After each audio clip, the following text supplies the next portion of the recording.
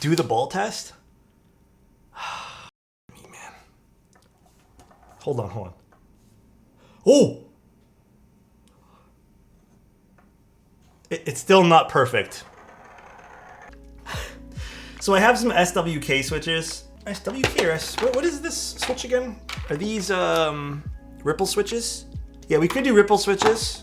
I've had these sitting ready to go. And I have the Gateron deeping switches, which I had to go in and readjust all the pre-lubricant because it is god-awful. So we have 2 switches to choose from. But I'll show you guys the board and what else comes with this. Now, Neo has decided to take on doing a Ergo keyboard. So this is, I don't think has, other than their spring from Owl Labs, I don't think Owl Labs, QK, Neo, whatever you want to call it, I don't think they've done something like this. Yeah, this is also tented.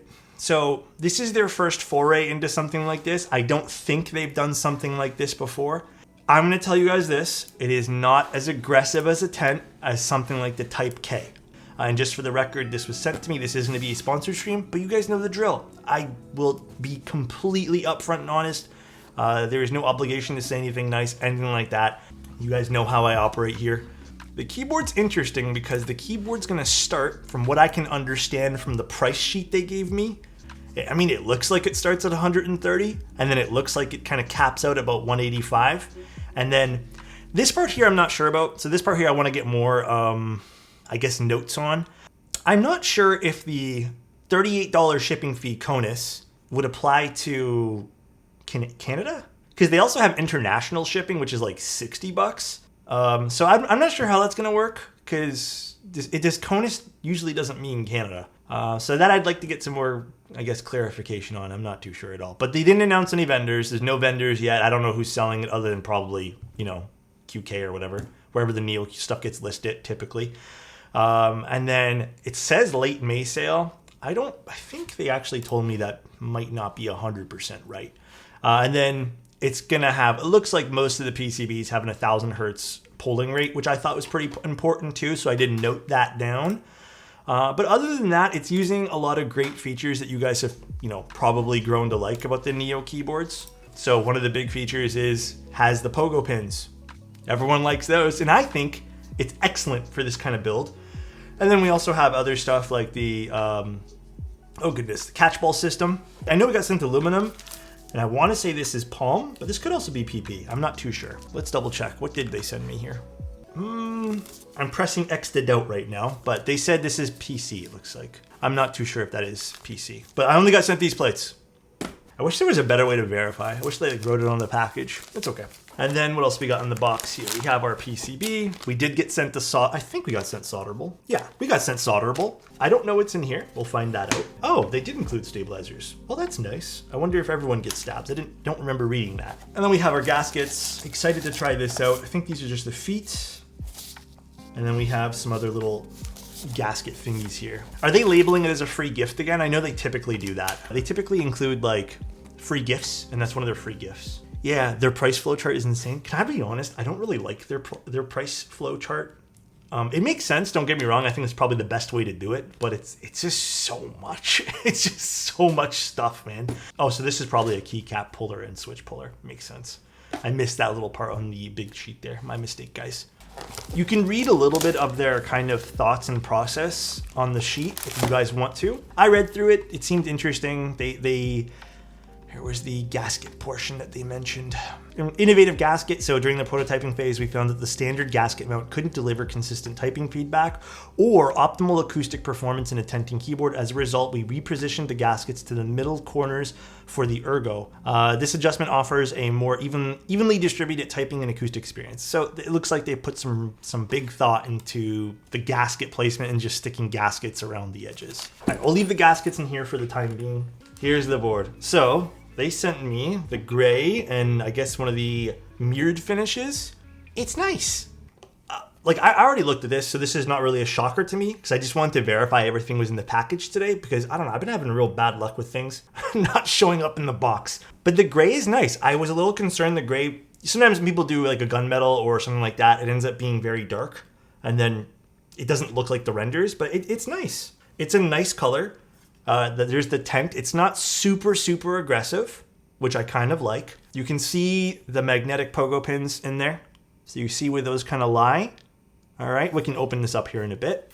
I love the back. This looks super, super pretty. I'm not huge, like I don't 100% type well on Alice keyboards. It's the way I type. But I gotta admit, this might be my favorite Neo lineup keyboard aesthetic so far.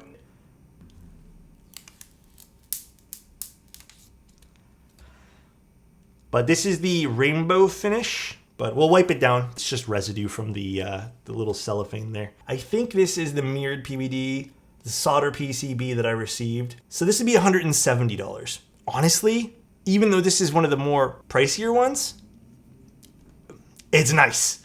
It's a nice price point. I don't think there's any gotchas here with prices either. The only thing that's not included with this is the wrist rests. So I don't think there's any gotchas.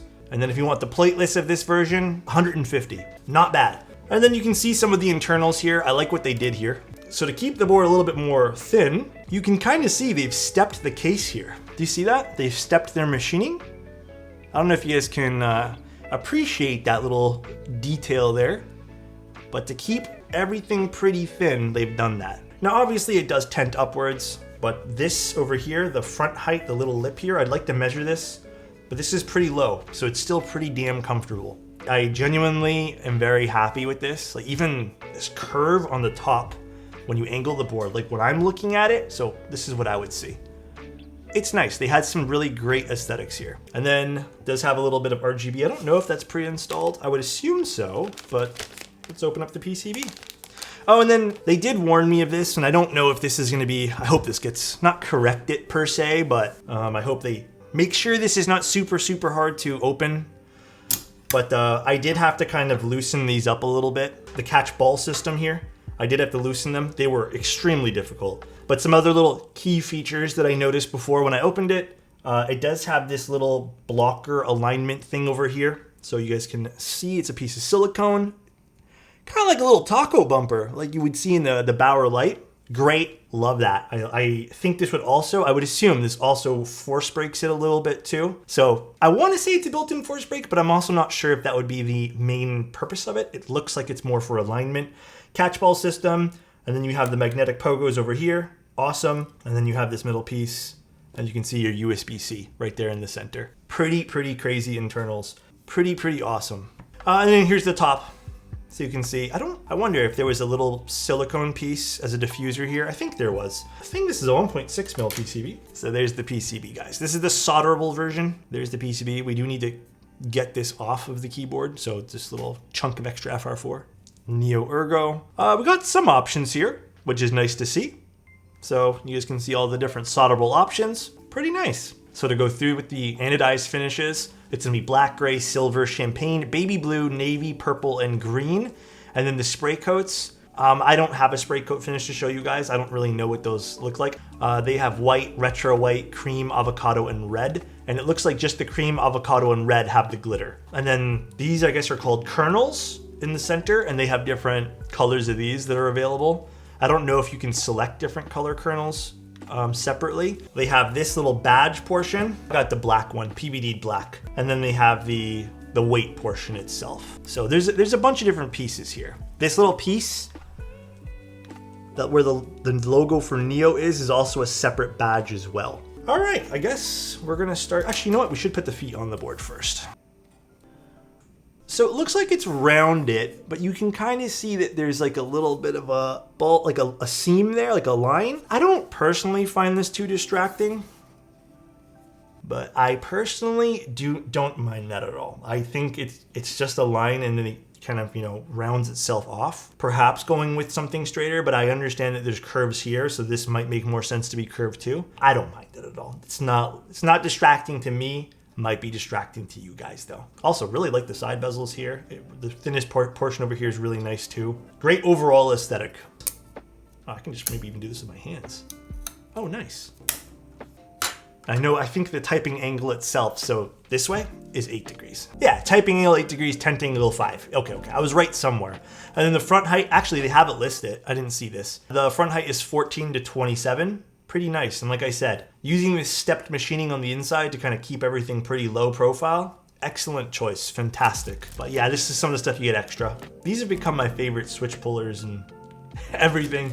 All right, let me start our stabs. I guess we'll use the included stabs, which I think these are considered the Neo stabs. Oh, comes with little clips and stuff. Oh, you know what I wanted to see? Was there LEDs on this? Oh yeah, there's, sorry, I got confused with my sides. Oh yeah, there is LEDs on this. Okay, so you don't need to solder in your own LEDs, which is nice for the indicators. Cool. They're set in the PCB a little bit too, so it might help direct the light upwards. So pretty cool. Complained. Let's see if the ripple switches sit in this nice. Oh yeah, these sit beautifully. Beautiful. Dude, love when people do this, by the way. Little bonus points for the team here. They have everything labeled on the PCB so you know what you're putting in. Absolutely love that. Thank you. Wouldn't the keyboard either have space for the arrow keys or not? So the keyboard, the solderable version, I think the hot swap perhaps as well. You just pick whether you want arrows or not. I'm picking I want arrows, but if you didn't want the arrows, you just simply move them to the right. So there's different layouts you can do here, and then you move these two. You have the option to do either or. Oh, God, these bags suck, guys. All right, major complaint about the Neo. The bags are poopy. They don't open nice. Yeah, these bags are the worst bags I've ever seen, but that's pretty much the worst thing about the board so far. Oh, these gaskets are interesting. Let me show you guys the internal structure of this. So, there's the gasket. Has Neo on it and stuff too. We just kind of push them into place here. And then we got one of the gaskets installed. Very, very nice. I see, so the corner gaskets slip on like that. So they sit like this is the bottom side of the keyboard. All right, let's solder this together, guys. It gets boring when so many keys sound marbly. I mean, people have also said the same thing about like, you know, bright sounding keyboards or clacky or whatever. I think the best way to put this, okay, the best, absolute best way to put this, right?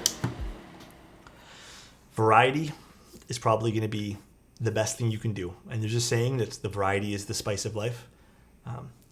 You know, I have a few marbly keyboards and foamy sounding keyboards that I still use. So I'm very blessed that I can, you know, swap out between 2 or 3 boards on the regs. But it is nice to have a few different sound signatures. That way there you can like different things. So it's fun, you know, it's fun to do. Again, it is nice to have that variety. I know some people don't like it. Hey, we're all a little different. It's all right. Can I give you guys a very opinionated opinion here? If they're saying they did a lot of tests and gasket's the best mounting style, I am glad they're only doing gasket. You want to know something a little bit, maybe a hot take? I like the Neo lineup. I've liked almost every Neo keyboard so far. There's been a little bit of, you know, whatevers with some of them. But I think some of the Neo boards, they include all these mounting styles. And some of them just, like, they don't work nicely. Like, I think the O-ring mounts on the majority of the Neo boards, like, they're just not that good. And I would rather have, like, 1 or 2 really good mounts than 5 or 6 all, you know, like, these are passable sort of mounting styles. So again, if a company is, like, deliberate with, yes, gasket is the best, then I'm all for that. So this is using catchball system. So beautiful, man. So awesome to have this thing. Now, I don't think I really need to do anything else with this. I think we can literally just lay this thing down and close it up and then put keycaps on it. The assembly is super clean. Look at this from the side. Look at this, it's beautiful. So pretty. And look, again, look how like low they've kept everything with the stepped CNCing over here. Very, very pretty. Did you insert the LED diffusers in the PCB? We cannot do that because we are doing plateless. So if anyone's wondering and planning to build this and maybe using this video as a reference for you on YouTube or whatever, this is plateless. So I cannot do any of that. Oh, I like what they did here. So small little note here. We'll zoom in here. They have included a little like stopper over here on the gasket so it doesn't touch the edge. I like that a lot. That is quite nice. That is a very thoughtful choice to have there. Again, very deliberate. I like that. And again, this just magnetizes into place with the pogo pins here. Now, in terms of alignment here, do these just sit really close together? If so, that's really cool too, but I'm not too sure. But here's the internals in case you guys wanted to see again. Again, it's sitting on these magnetic pogo pins. So there is absolutely no need for JST connectors. We just kind of pop that in and we're good to go. I'm assuming this is not really a force brake, but it's probably going to act as one. But these seem more just to align the top case and so nothing scratches, but very thoughtful nonetheless. And I guess let's close this thing up. I don't think there's anything we need to do other than just press this down. And that's the board. That is the installation of this thing. Here's the side profile. So I believe it was, if memory serves again, 14 millimeters. 14 millimeter front height on the lowest end. And then it definitely raises up to I think it's what, 20 something? 27 or something they said. Let's see, let's plug it in. Actually, I thought the LEDs would blind me entirely, but they didn't. Was there no diffuser for this? Oh, I didn't put it on. Let me put it on right now.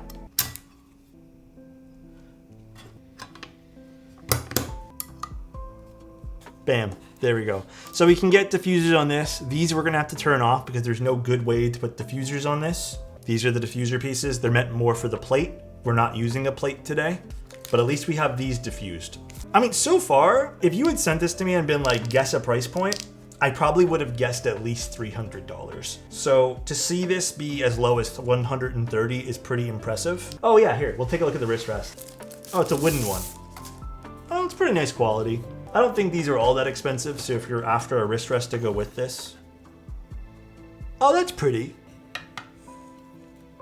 I'm not a wrist rest person, so I don't know if I would use a wrist rest for this. It's a separate purchase. I just don't get these ergo things. I worked through the late 90s with the office filled with these nutty... Well, okay, so think about it like this. My wrist naturally, like the most comfortable position for me is probably just holding my arms like this, right? So not like this. This puts stress, you're twisting your arm. It's like this. Actually, technically, it'd even be like this. So the more incline I can get, the more my hands will go to a more natural position that just feels more comfortable. So less stress I'm putting on my wrists. So by raising this in the middle, by tenting it, it relieves some of that stress. And also, with a normal keyboard, if I'm typing over here, my wrists are forced to do one of these, right? So from the side, I'm forced to bring in my wrist a little bit together to type. You're never gonna type like this, which is probably more comfortable, right? With these Alice style boards where they're flared out a little bit, your wrists can rest in a more comfortable position. So technically, these allow your wrists to have less pressure and twist less than a regular keyboard. There is a lot of merit to this, and this is why a lot of people get recommended boards like this. All right, let's start to put this together.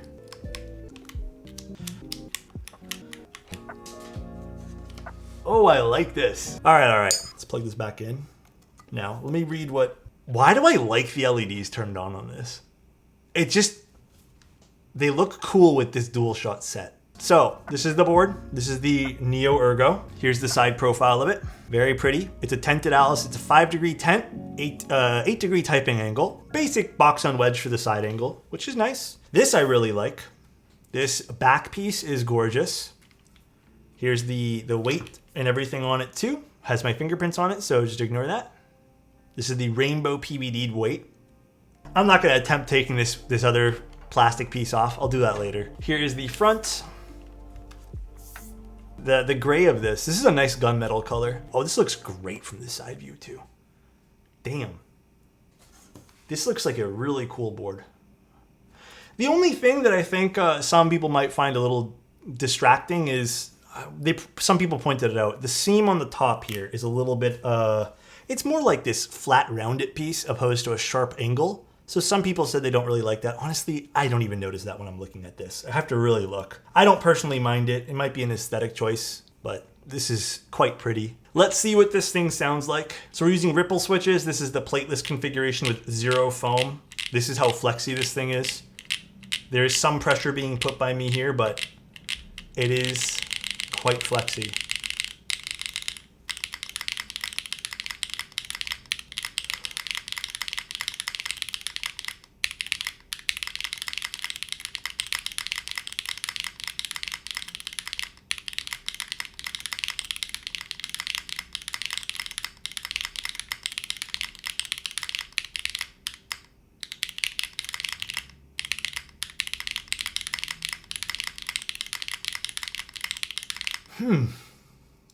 This is really nice.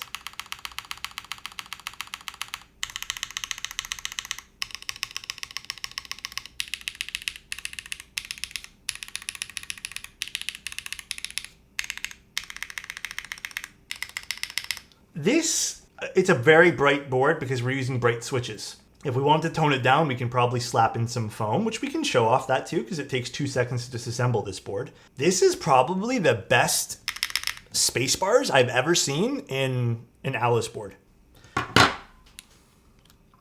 This just literally disassembles like this. We can put on some foam here. Which side goes on which here? It's all magnetic. The disassembly is insane. This is what I'm telling you guys. I think this keyboard's great. This is a fantastic keyboard. This is probably a little bit of a pet peeve of mine. So 2 pet peeves. The baggies don't open very nice. I know, crazy pet peeve. And I think this is actually my other pet peeve, is this diffuser for the plateless build. They should have really just made this slot into this top frame piece nicely and stay there. It just falls out. Again, stupid small pet peeve. Let's put this back in. So this is gonna slot in like this. Now we have it with foam on the bottom. It doesn't sound much different.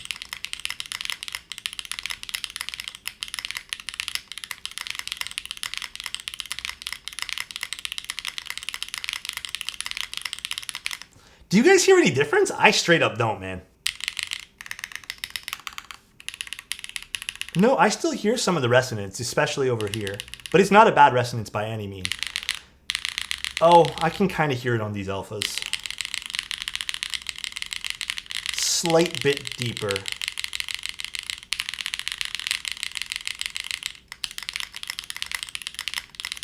Dude, this is fantastic sounding. It feels really good too. You know what? I haven't used the most tented Alices probably in this hobby. I'm probably not the person to comment on this, but I have used a few, and I will say I think this 5-degree angle is the most pleasant tented, I guess, Alice I've used so far. So maybe 5 degrees is optimal for me. And this is the wrist rest.